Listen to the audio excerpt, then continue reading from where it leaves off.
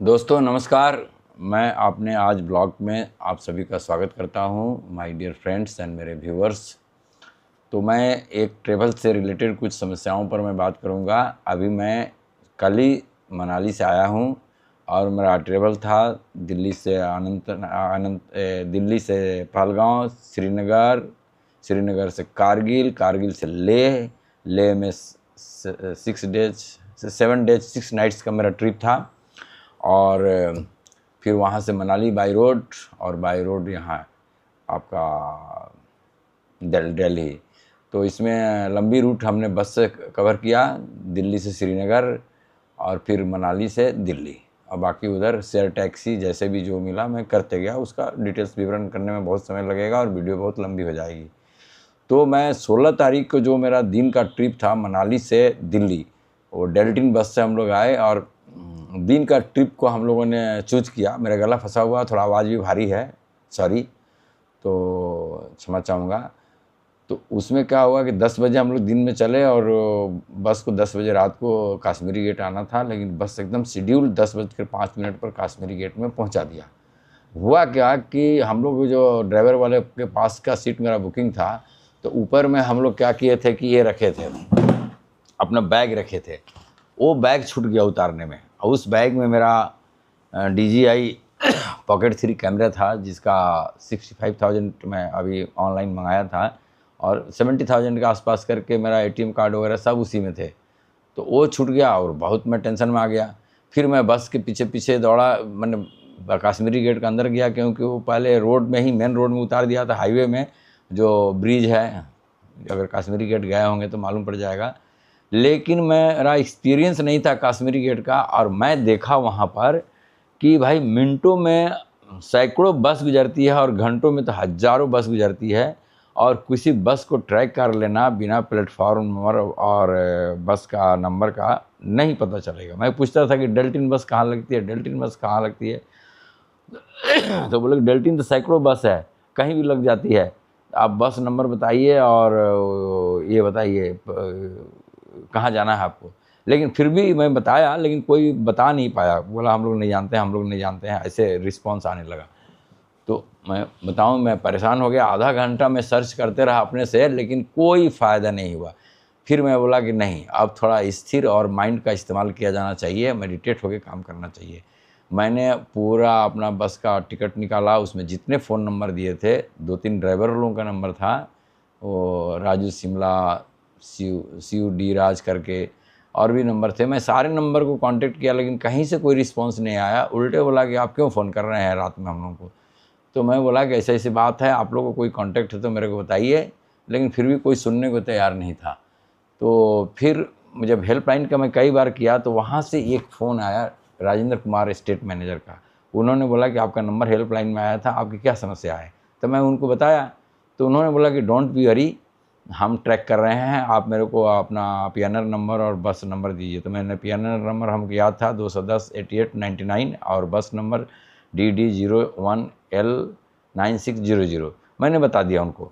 तो वो बोला कि 5 मिनट में आपको मैं फ़ोन करता हूँ। 5 मिनट में उन्होंने फ़ोन किया कि आपका बैग सुरक्षित है, जहाँ रखा है वैसे ही रखा है, हमारे बस में कैमरा लगा हुआ है, जो भी टच करेगा और बैग के साथ जो कुछ भी करेगा वो आइडेंटिफाई हो जाएगा। गला फंसा हुआ है, अभी मैं आया हूँ फोन, लेकिन मेरे को थोड़ा सा प्रॉब्लम हो गया था, वो गला पकड़ लिया था। तो फिर मैं बोला कि कब बस कहाँ जाएगी, तो उन्होंने बोला कि 46 नंबर प्लेटफॉर्म पर आप चले जाइए, वहाँ आपको मिल जाएगा, 11 बजे बस आ जाएगी। लेकिन 11 बजे नहीं, वो बस 12:10 पहले आई, और मैं उनको 3-4 बार फ़ोन किया। तो मैं बोला सर आपको कोई तकलीफ़ नहीं हो रहा है ना, देखिए मैं टेंशन में, इसलिए मैं आपको फ़ोन कर रहा हूँ। तो बोला कोई बात नहीं है, तो हमारा काम है, हम लोग कस्टमर के लिए ही तो काम कर रहे हैं, हमारा तो कस्टमर सपोर्ट काम है, और जब तक आपका बैग नहीं मिलता है मैं आपके साथ हूँ। मेरे को बहुत अच्छा लगा कि भाई देखिए एक पब्लिक डीलिंग आदमी ऐसा बात बोल रहा है और सारा सॉल्यूशन अभी निकाल दिया है। तो इसी को बोलते हैं कि निशाने लग जाए उसको तीर बोलते हैं, और बिगड़ी हुई बात बन जाए उसको तकदीर बोलते हैं। तो मैं गया, तो जब जैसे बस आई तो वहाँ के ड्राइवर और कंडक्टर मेरे को पहचान रहे थे। तो उन्होंने बोला अरे सर आपका तो सब सामान छुटा हुआ था। तो मैं बोला फ़ोन आप लोग उठाया नहीं। तो बोला हम लोग समझ नहीं पाए, और स्टेट मैनेजर का फ़ोन आया था, फिर हम लोग इसको सुरक्षित कर दिए। फिर मेरा बैग को कंफर्म कराया, वीडियो बनाया कि सारे सामान हैं, मैंने कंफर्म किया कि मेरे सारे सामान सुरक्षित और सही सलामत हैं, और मैं लेके वहाँ से चल दिया। तो देखिए, ये राजेंद्र कुमार जो स्टेट मैनेजर है, ऐसे लोग पब्लिक डीलिंग में काम करेंगे तो उस ऑर्गेनाइजेशन का भी नाम बढ़ेगा, पब्लिक का हेल्प होगा, समाज और देश की प्रतिष्ठा बढ़ेगी, इज्जत बढ़ेगा। ऐसे लोग ही के चलते ही सिस्टम रन कर रहा है। तो बहुत बहुत थैंक्स उनको। अब दूसरी घटना बता रहा हूँ। श्रीनगर में डलरिम में मैंने होटल बुक किया था मेक माई ट्रिप से।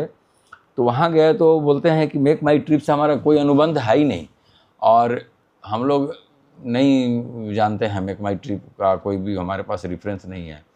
तो मैं बोला कि मेरा तो बुकिंग वगैरह दिखाया, तो फिर भी बोले कि रुकिए ठीक है, बोले बहुत भीड़ है, कोई मेरे पास रूम में नहीं है। तो मैं बोला रूम मेरे को दे दीजिए, बाद में मैं मेक माई ट्रिप से निपटूंगा।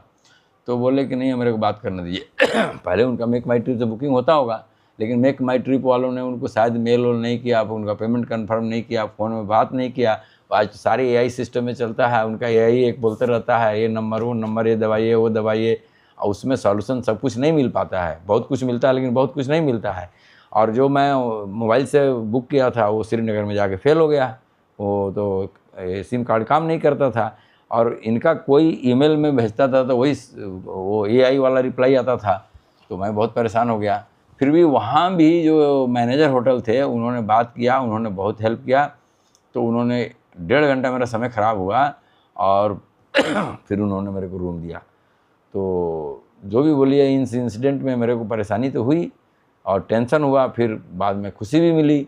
Every action there is just equal and opposite reaction, Newton के जो सिद्धांत है वो लागू हुआ घंटों में ही, एक घंटे के अंदर में मेरे को ये चीज़ फील हुआ और मेरा काम बना और आया। तो कभी भी आप होटल बुक करें, सामान के प्रति सावधान रहना चाहिए, जो हम लोगों से कुछ हुआ। लेकिन होटल बुकिंग में मैं क्या करूँ, मेक माई ट्रिप से तो मैं यूरोप का भी ट्रिप बुक किया था, सब ठीक ठाक चला, कई जगह ठीक चला। तो अभी मैं गोईबो से बुक करके मनाली से आया तो वहाँ सब कोई प्रॉब्लम नहीं हुआ। तो ऐसा कोई मैं किसी का रिकमेंडेशन नहीं है कि गोईबो अच्छा है, मेक माई ट्रिप ख़राब है, अब जैसे भी हुआ। लेकिन इसमें ये लोग को एक फ्री नंबर रखना चाहिए, कस्टमर केयर का नंबर रखना चाहिए, जहाँ लोग फ़ोन उठाए और खाली मशीन और एआई सिस्टम से काम नहीं चलेगा। जो रजिस्टर नंबर बताइए, तो डेट ऑफ बर्थ बताइए, तो आईडी बताइए और बुकिंग रेफरेंस बताइए, तो हमेशा याद रहता नहीं है। मोबाइल नहीं काम करेगा तो याद ही नहीं रहेगा वो। और आजकल फिजिकल पेपर वाला कौन लेके घूमता है।